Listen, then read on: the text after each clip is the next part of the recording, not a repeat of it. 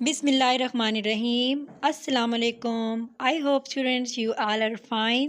सो students, आज हम लोग क्लास 9 के जो केमिस्ट्री के यूनिट नंबर 5 के जो क्वेश्चन आंसर्स कर रहे थे एक्सरसाइज के, उसको हम मज़ीद आगे कंटिन्यू करते हैं। जो स्टूडेंट्स चैनल पे नए हैं उनसे रिक्वेस्ट है कि जल्दी से चैनल को सब्सक्राइब कर दें। तो जैसे कि मेरे पहले वाले व्यूवर्स हैं, स्टूडेंट्स हैं, उनको पता होगा कि ये जो क्वेश्चंस हैं इस यूनिट के हम कर चुके हैं, जिसका लिंक जो है वो डिस्क्रिप्शन में है। इसके अलावा आप चैनल पे जाके चेकआउट कर सकते हैं। आज हम लोग क्वेश्चन नंबर 3 करेंगे। Explain the effect on the volume of a gas by change in the pressure and temperature. कहते हैं कि अगर हम लोग प्रेशर को चेंज कर दें तो गैस का जो वॉल्यूम है उस पर क्या असर होगा, अगर हम टेम्परेचर को चेंज कर दें तब गैस के वॉल्यूम पे क्या असर होगा। तो स्टूडेंट्स, हम लोग प्रेशर को देखेंगे बॉयल्स लॉ को मद्देनज़र रख कर, और टेम्परेचर को देखेंगे चार्ल्स लॉ को माइंड में रख के। तो स्टूडेंट्स, कंप्लीट आंसर देखने से पहले मैं यहाँ पे आपको बता दूँ कि अगर हम लोग प्रेशर को इंक्रीज़ करते हैं तो वॉल्यूम जो है गैस का वो डिक्रीज़ होना शुरू हो जाता है। अगर हम लोग टेम्परेचर को इंक्रीज़ करें तो वॉल्यूम ऑफ गैस जो होता है वो डिक्रीज़ होना शुरू हो जाता है। अगर हम टेम्परेचर को इंक्रीज़ करें तो वॉल्यूम ऑफ गैस भी इंक्रीज़ हो जाता है। तो स्टूडेंट्स, यहाँ पर मैंने इसका आंसर लिखा हुआ है डिटेल से, प्रेशर का भी और टेम्परेचर का भी। देखिए, बॉयल्स लॉ जो होता है वो वॉल्यूम जो होता है इन्वर्सली प्रोपोर्शनल होता है प्रेशर के।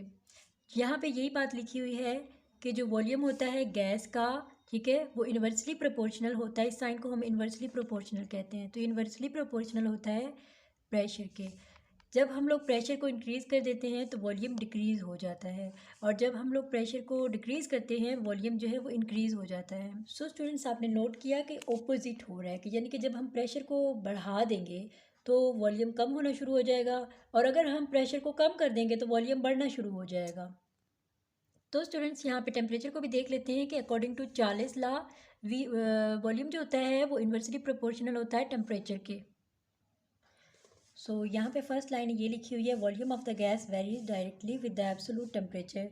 यानी कि वॉल्यूम जो होता है वो डायरेक्टली प्रोपोर्शनल होता है टेम्परेचर के। हैंस एट कांस्टेंट प्रेशर, अगर हम लोग प्रेशर को कांस्टेंट रखेंगे उस पे हम देखेंगे कि टेम्परेचर को जब हम इंक्रीज़ करवाएंगे तो वॉल्यूम जो होगा वो भी इंक्रीज़ हो जाएगा, और जब हम टेम्परेचर को डिक्रीज़ करवाएंगे तो वॉल्यूम भी डिक्रीज़ हो जाएगा। अगर हम टेम्परेचर को इंक्रीज़ करेंगे तो वॉल्यूम भी इंक्रीज़ हो जाएगा, अगर हम टेम्परेचर को डिक्रीज़ करेंगे तो वॉल्यूम भी डिक्रीज़ हो जाएगा।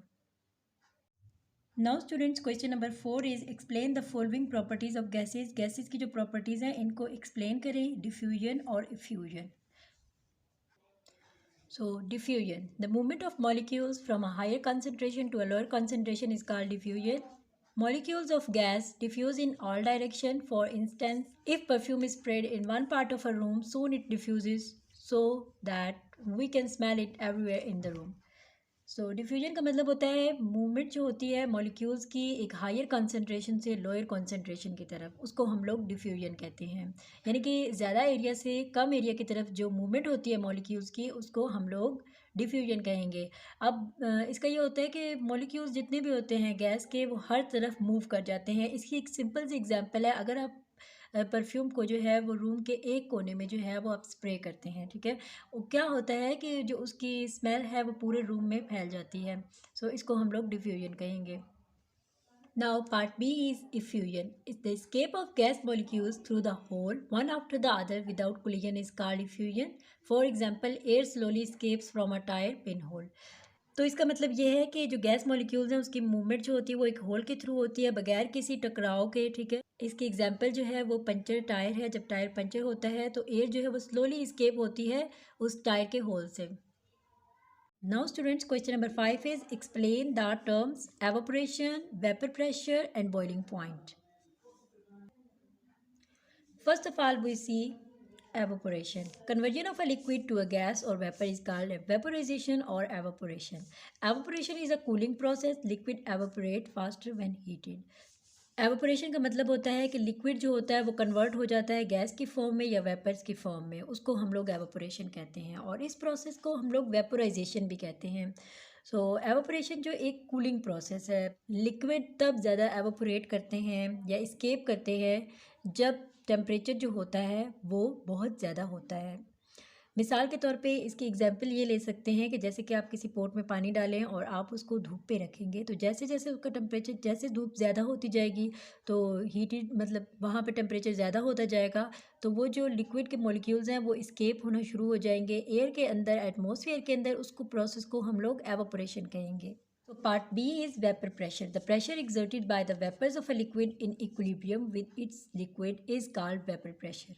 The equilibrium is a state when rate of vaporization and rate of condensation is equal to each other but in opposite direction. So students, vapor pressure वो वाला pressure होता है जो कि liquid के ऊपर vapors जो हैं वो exert करते हैं, उसको हम लोग vapor pressure कहते हैं। और वो तब होता है जब equilibrium में होते हैं, ठीक है। अब इक्विलिब्रियम क्या होता है कि ऐसी कंडीशन होती है जिसमें जो वेपोराइजेशन या एवोपोरेशन जो होती है उसका जो रेट होता है वो इक्वल हो जाता है रेट ऑफ कंडेंसेशन के, ठीक है। वो दोनों एक दूसरे के इक्वल हो जाते हैं लेकिन ऑपोजिट डायरेक्शन में, तो उसको हम लोग इक्विलिब्रियम स्टेट कहेंगे। तो इक्विलिब्रियम स्टेट में जब होंगे तब ही उसको हम वेपर प्रेशर कहेंगे। सो यहाँ पे आप देख सकते हैं लिक्विड जब इक्वल हो जाता है वेपर्स के। Now boiling point. The temperature at which vapor pressure of a liquid becomes equal to the external or atmospheric pressure is called boiling point. At sea level, liquid boils when its vapor pressure becomes equal to 760 mmHg or 101.325 kilo pascal. Boiling point होता है कि एक ऐसा temperature जिसमें vapour pressure होते हैं liquid के वो इक्वल हो जाते हैं उसके एक्सटर्नल या एटमॉस्फेरिक प्रेशर के, तब वाटर जो है वो बॉयल होना शुरू हो जाता है। तो उसको ही हम लोग बॉइलिंग पॉइंट कहते हैं कि अब ये वाटर का बॉइलिंग पॉइंट है। अगर हम सी लेवल पे चले जाएं तो लिक्विड होगा वो बॉयल करेगा जब वेपर प्रेशर जो होगा वो इक्वल हो जाएगा 760 mmHg या फिर 101.325 किलो पास्कल। आई होप स्टूडेंट्स आज जो हमने क्वेश्चंस किए आपको अच्छे तरीके से समझ आए होंगे।